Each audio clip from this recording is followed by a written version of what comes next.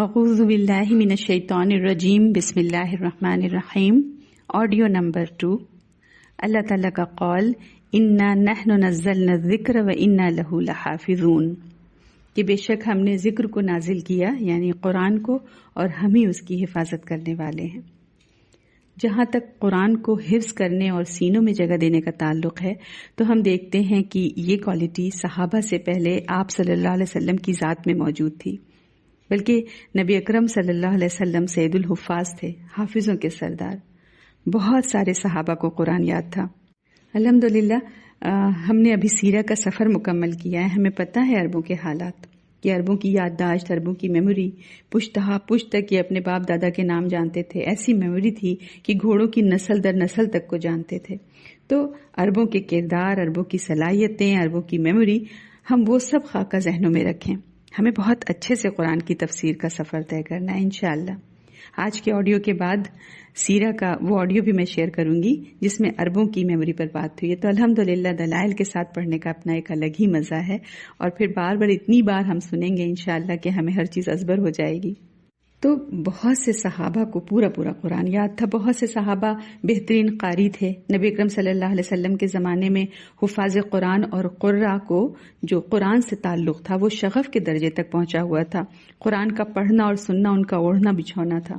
بخاری مسلم کی ایک روایت ہے کہ نبی اکرم صلی اللہ علیہ وسلم نے فرمایا کہ جب ابو موسیٰ اشعری رضی اللہ عنہ کے قبیلے کے لوگ رات کو اپنے گھروں میں داخل ہوتے ہیں تو میں ان کی آواز کو پہچان لیتا ہوں۔ وہ رات کے وقت جب اپنے گھروں میں قرآن پڑھتے ہیں تو میں پہچان لیتا ہوں، اگرچہ دن کے وقت میں ان کے یہاں نہیں گیا۔ مسجد نبوی میں تلاوت قرآن کا یہ عالم تھا کہ مسجد گونج جاتی تھی، یہاں تک کہ نبی اکرم صلی اللہ علیہ وسلم نے دوسروں کی تلاوت میں خلل نہ ہو اس لیے آہستہ تلاوت کا حکم دیا۔ اس سے یہ بات واضح ہوتی ہے کہ عہد رسالت میں قرآن کے حفظ اور قرآن کی تلاوت کے لیے ایک درسگاہ وجود میں آ گئی تھی۔ سینوں میں قرآن محفوظ ہو رہا تھا۔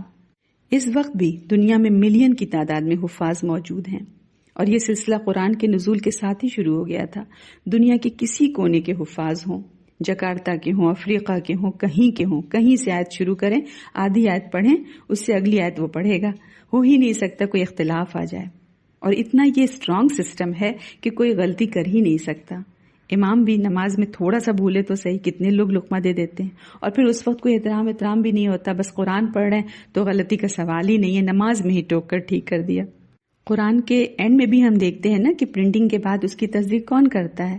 موسٹلی 4 حفاظ کہ ہم نے اس کے لفظ بلفظ پڑھے ہیں، اس میں کوئی غلطی نہیں ہے، یہ اپنے حفظ سے پڑھ رہے ہوتے ہیں۔ تو قرآن اللہ تعالیٰ نے عملی تواتر سے حفاظ کے ذریعے محفوظ فرمایا ہے، اور قرآن علامہ بالقلم کے ذریعے بھی محفوظ ہوا۔ سفینوں میں اس کی حفاظت کے لیے نبی اکرم صلی اللہ علیہ وسلم نے اپنے سامنے ابو بکر، عثمان، علی، معاویہ، زید بن ثابت، ابی بن کعب، خالد بن ولید، ثابت بن قیس رضی اللہ عنہم کو وحی لکھنے کے لیے مقرر کیا تھا۔ یہ سارے کے سارے کاتبین وحی تھے۔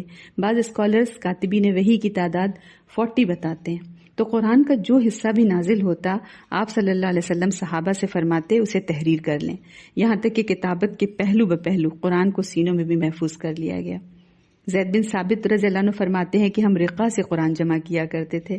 رقہ مطلب چمڑے، کپڑے اور کاغذ کے ٹکڑے پر رقہ کا اطلاق ہوتا ہے۔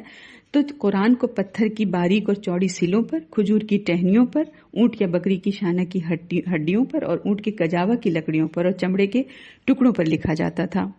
اب تو ٹیکنالوجی کی پیک ہے، سافٹ ویئرز بن چکے ہیں، PDF ہیں، آڈیوز ہیں، ویڈیوز ہیں۔ الحمدللہ جس تدریج کے ساتھ ٹیکنالوجی قدم بڑھا رہی تھی اسی تدریج سے اس کی حفاظت نے بھی عروج پایا الحمدللہ۔ تو ان ٹکڑوں سے نقل کر کے نبی اکرم صلی اللہ علیہ وسلم کے حکم کے مطابق آیتوں کو اور صورتوں کو ترتیب دیا جاتا تھا۔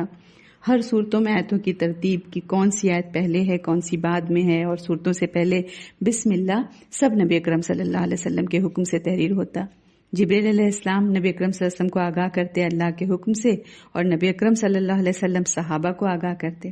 ایک صحابی فرماتے ہیں کہ میں ایک روز نبی اکرم صلی اللہ علیہ وسلم کے پاس بیٹھا تھا، آپ صلی اللہ علیہ وسلم نے نگاہ اوپر اٹھائی اور پھر نیچے کر کے فرمایا میرے پاس جبریل آئے تھے، انہوں نے کہا کہ ان اللہ یامر بالعدل والاحسان وایتاء ذی القربى، اس آیا کو فلاں سورہ میں فلاں جگہ رکھیے۔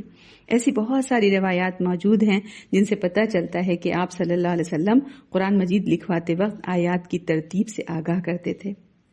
آیات کی ترتیب بھی توقیفی ہے اور صورتوں کی ترتیب بھی توقیفی ہے. توقیفی مطلب اللہ کے حکم سے ہے. تو ہمارے سامنے جو قرآن ہے وہ ہو بہو ویسے ہی مدون ہے جس طرح نبی اکرم صلی اللہ علیہ وسلم پر نازل ہوا تھا. بہت سے غیر مسلم کے اسلام لانے کی وجہ یہی بنی کہ قرآن کا کوئی ورژن ہی نہیں ہے، ایک ہی قرآن ہے. کیونکہ نبی اکرم صلی اللہ علیہ وسلم نے جو صحابہ سے لکھوایا اور پھر ابو بکر رضی اللہ عنہ نے سب کو جمع کیا، عثمان رضی اللہ عنہ نے اس کی کئی کاپیز تیار کروائیں، ان سب کی کاربن ڈیٹنگ کی گئی. تو تب سے لے کر آج تک جو قرآن ہمارے سامنے ہے ایک زبر ایک زیر کا بھی پھیر نہیں ہے. ایسی BBC کی ایک رپورٹ تھی، برمنگھم میں بھیڑ کی کھال پر لکھی ہوئی سورۃ طٰہٰ کی کچھ آیات ملی تھیں تو اس کی کاربن ڈیٹنگ کرائی گئی تو پتہ چلا وہ عثمان رضی اللہ عنہ کے زمانے کا قرآن ہے اور کوئی بھی فرق نہیں ہے. اور عثمان رضی اللہ عنہ کا وہ ذاتی نسخہ جس کی وہ اپنی شہادت کے وقت تلاوت کر رہے تھے، جس پر ان کے خون کے چھینٹے بھی موجود ہیں، اس کی بھی کاربن ڈیٹنگ ہوئی. ہو بہو وہی ہے جو ہمارے پاس ہے. آج بھی وہ ٹرکی کے میوزیم میں رکھا ہوا ہے. عثمان رضی اللہ عنہ کو لکھوایا ہوا ایک نسخہ آج بھی رشیا کے ایک میوزیم میں ہے اور سیم وہی قرآن ہے جو ہمارے پاس ہے. اسے کوئی بھی پبلیکیشن چھاپے، نیشنل یا انٹرنیشنل، جیسے تاج کمپنی، ضیاء پبلیکیشن، دارالسلام، سعودی کا کوئی پبلیکیشن یا دمشق کا، سیریا کا، سب قرآن سیم ہے. اسکرپٹ فرق ہوتی ہیں، انڈو پاک اسکرپٹ ہے یا عرب کی اسکرپٹ ہے، شام، عراق، مصر کی، لیکن پورا کا قرآن ویسا کا ویسا ہی ہے. نبی اکرم صلی اللہ علیہ وسلم نے فرمایا ہے نا کہ اللہ تعالیٰ میری امت کو کبھی گمراہی پر جمع نہیں ہونے دے گا. جماعت پر اللہ کا ہاتھ ہے. قیامت تک اجماع امت اللہ کی حفاظت میں ہے اور قرآن کی حفاظت اللہ تعالیٰ نے امت کے اجماع کے ذریعے کروائی ہے، الحمدللہ. اور ہم 1500 سال کی تاریخ میں دیکھ بھی سکتے ہیں کہ کتنے برے برے وقت مسلمانوں پر آئے. ایک وہ وقت بھی تھا جب ہلاکو خان نے بغداد کی ساری لائبریریز دریائے دجلہ میں بہا دی تھی. قرآن کو تو کوئی فرق نہیں پڑا. برمنگھم میں جو عثمان رضی اللہ عنہ کے زمانے کا نسخہ رکھا ہوا ہے وہ کیسے وہاں تک پہنچا؟ سلطنت عثمانیہ ٹوٹنے کے بعد انگریزوں کی حکومت عراق پر بھی رہی ہے. اس دوران کسی لائبریری میں وہ نسخہ رکھا ہوا تھا جو ہلاکو خان کی تباہی کی وجہ سے بچ گیا تھا، تو اس کو برمنگھم میں پھر شفٹ کروا دیا گیا. تو قرآن کو اللہ تعالیٰ نے اس طرح سے محفوظ کیا ہوا ہے. انا نحن نزلنا الذکر و انا لہ لحافظون. والسلام علیکم ورحمۃ اللہ وبرکاتہ.